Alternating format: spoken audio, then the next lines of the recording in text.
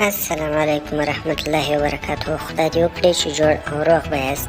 نن زه تاسو ته فیسبوک یو نوې طریقه درښیم، هغه دا چې څنګه کولی شو خپل د فیسبوک پروفایل ته لاک ورکړو. نو راځو په کار شروع کړو. لومړی راځو لایټ ته او خپل پروفایل ګورو چې زموږ پروفایل لاک دی که نه دی. دا دی زموږ پروفایل هیڅ لاک نه لري.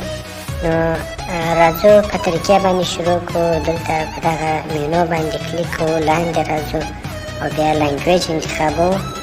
د هغه څخه وروسته لاندې راځو او دغه ژبه انتخابوو.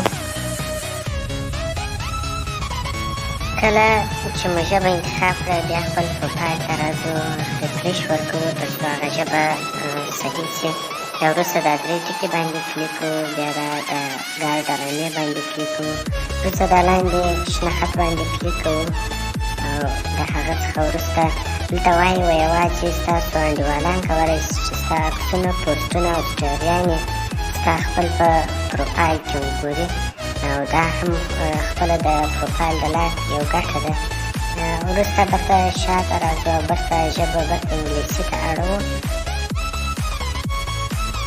نو کله چې مو خپل د فیسبوک ژبه اولنۍ ژبې ته واړوله نو فیسبوک ایسته کوو.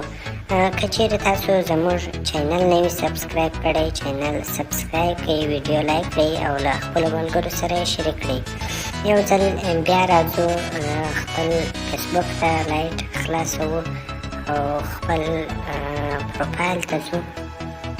پروفایل ګورئ چې لاک فعاله سوی دی، بیا یې ایسته کوو او یو ځل بیا ورته راځو فیسبوک خلاصوو. نو تاسې ګورئ چې دلته د پروفایل لاک فعاله سوی دی او د همدغه لاک پروفایل په وسیله موږ کولی شو دغه لاک پروفایل برته ډیسیبل یا هم غیر فعاله کړو. نو دا وه زموږ د نننۍ ورځې ویډیو. تر بیا مو پر الله سپارم. ښه وخت ښې چارې د الله په امان.